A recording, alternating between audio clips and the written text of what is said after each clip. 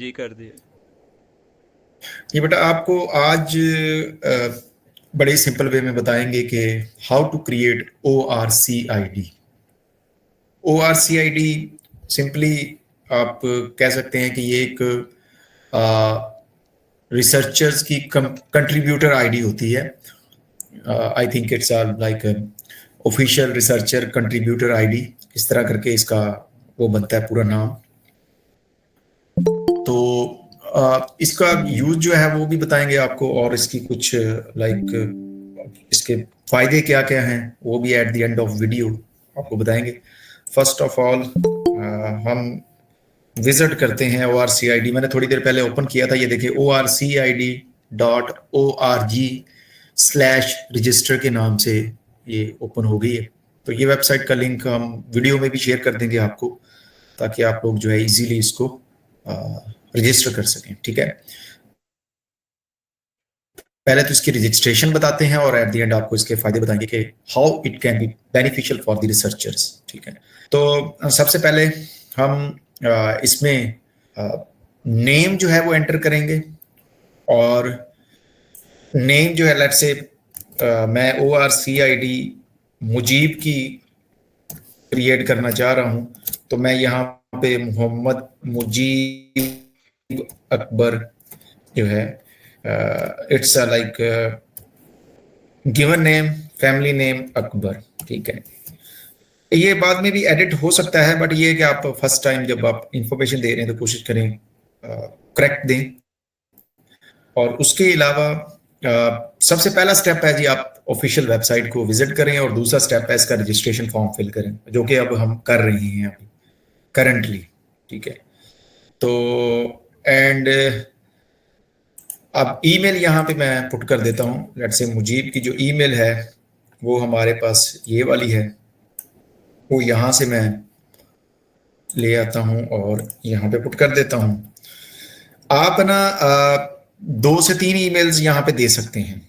ठीक है, primary email के साथ मतलब एक एडिशनल ईमेल भी दे सकते हैं, बट ऑन लेटर स्टेजेस आप कभी भी दे सकते हैं, मतलब अभी देना चाहे तो अभी दे दें, बट अब हम for the sake of simplicity हम इसको सिंपल ही रखते हैं। और अभी फिलहाल के लिए जो है ना एक ही ईमेल जो यहाँ पे देते हैं, यहाँ पे लिखनी पड़ेगी, मुझे लगता है ये वो मैकेनिज्म जो है वो नहीं चला रहा, कह रहा है कि इसको कंफर्म करें।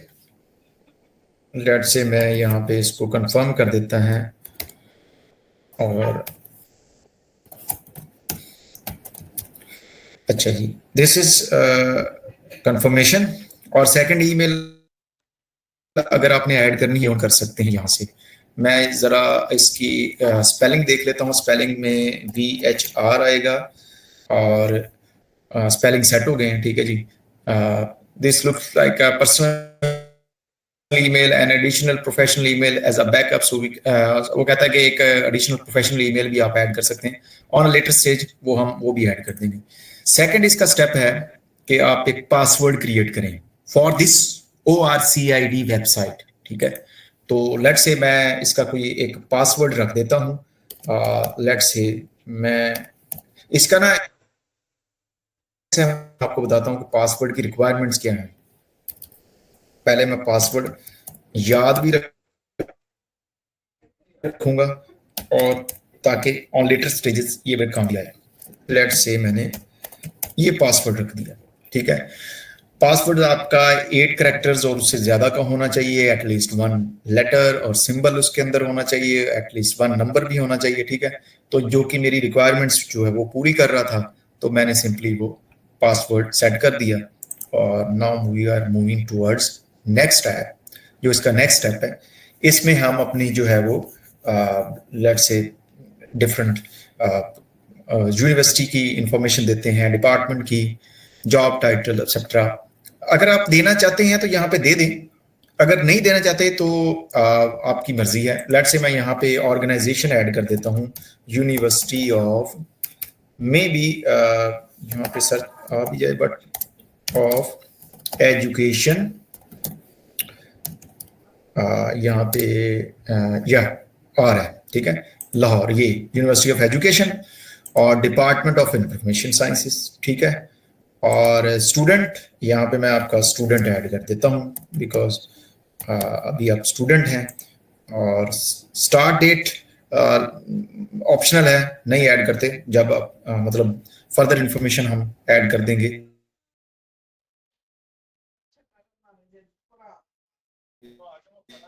स्टार्ट डेट का 4 विजिबिलिटी सेटिंग का, ठीक है। अब विजिबिलिटी सेटिंग के अंदर क्या होता है कि ये जो ORCID होती है, ये लाइक एक नंबर होता है, यूनिक नंबर, और इस प्लेटफॉर्म के ऊपर ना आपका एक तरह से प्रोफाइल बनती है, ठीक है। आप इसको मेंटेन भी कर सकते हैं, लाइक जैसे आप किसी प्रोफेशनल प्लेटफॉर्म के अंदर अपनी प्रोफाइल, अपनी ग्रांट्स, अपनी रिसर्च, अपने जो है डिफरेंट पब्लिकेशंस को शेयर करते हैं, या वहां पे आप उसको एक तरह से पोर्ट्रे करते हैं, तो यहाँ पे भी कर सकते हैं। तो क्या जो डिफरेंट ऑर्गेनाइजेशंस हैं, different research based organisations, education institutions, क्या वो ये सारी इंफॉर्मेशन आपकी ORCID अकाउंट पे देख सकते हैं? तो उसके लिए ये वाली सेटिंग्स हैं। मोस्टली जो रिसर्चर्स हैं वो इसकी विजिबिलिटी सेटिंग जो है ना, वो एवरीवन के लिए करते हैं। जैसे उन्होंने लिखा कि 87% of user choose this, 5% of user choose this and 8% only me. अगर तो आपकी आईडी, अगर मेरी जो सजेशन है कि आईडी अगर आपकी अंडर डेवलप्ड है अभी, तो आप इसको ओनली मी भी कर सकते हैं, ट्रस्टेड पार्टीज के लिए भी कर सकते हैं।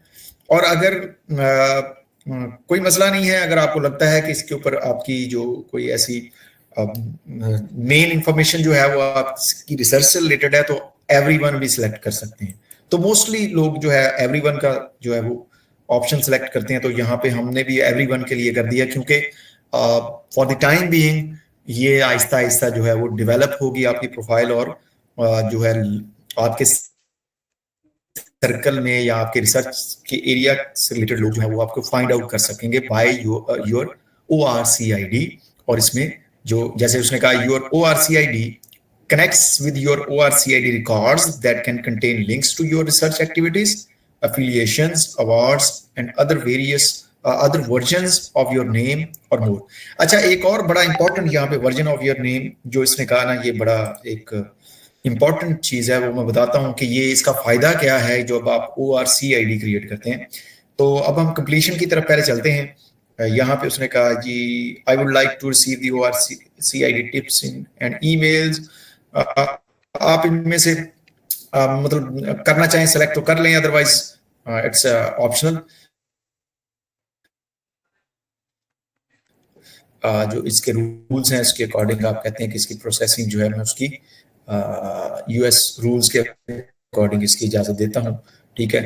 कंप्लीट रजिस्ट्रेशन पे क्लिक करते हैं, तो आपकी रजिस्ट्रेशन जो है वो थोड़ी ही देर में कंप्लीट हो जाएगी। हाँ, ये देखें आपके सामने हो गई है जी रजिस्ट्रेशन कंप्लीट। ये देखें, मेरे ख्याल में ईमेल भी अगर मैं रिफ्रेश करूं तो आई गई होगी। ये देखें, ये ईमेल में भी आपको ORCID आपकी मिल गई है। ये this is your ORCID that you can use anywhere. ये आईडी जो होती है ना, एक्चुअली ये आईडी आप यूज करते हैं अपने रिसर्च आर्टिकल्स में, अपनी जो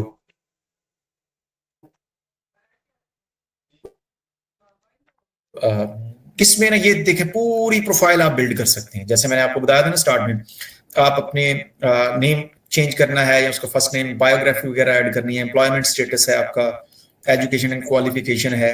एक तरह से आप कह लें कि ये एक प्रोफेशनल प्लेटफॉर्म है जिसके ऊपर आपकी सारी research related activities, fundings, grants, जो भी आप ऐड करना चाहते हैं वो ऐड कर सकते हैं, बट ऑन लेटर स्टेजेस। यहां तक जो है वो हमारा ORCID कंप्लीशन का काम जो है वो कंप्लीट हो जाता है। और ये है जी ORCID और मुजीब अकबर। और ये वाली आईडी आपने सिर्फ शेयर करनी होती है जब भी आपसे इन केस ऑफ पब्लिकेशन ये आईडी मांगी जाती है, ठीक है। एंड अच्छा, और इसके अलावा जो मैं सबसे इंपॉर्टेंट चीज आपको बताने लगा था, what is the main benefit and मकसद क्या है ORCID क्रिएट करने का? मकसद सिंपली ये है कि दुनिया गोल है, और दुनिया के अंदर जो है वो लाइक 8 अरब से ऊपर इंसान है, और उनमें से मिलियंस ऑफ रिसर्चर्स हैं, ठीक है। मे भी किसी और डोमेन, किसी और फील्ड का बंदा आपके नेम से मैच करता हो, ठीक है, सम अदर डिपार्टमेंट, वो भी सेम नेम हो, मोहम्मद मुजीब अकबर। तो how to identify this type of person from this Mujib Akbar? तो उसके लिए कि ये वाला मुजीब अकबर जो है ये डिपार्टमेंट ऑफ इंफॉर्मेशन साइंसेज से है, इसकी एफिलिएशन यूनिवर्सिटी ऑफ एजुकेशन है। मे भी जो दूसरे वाला हो वो सऊदी अरेबिया से हो और उसकी एफिलिएशन जो है वो किंग अब्दुल अजीज यूनिवर्सिटी से हो, ठीक है।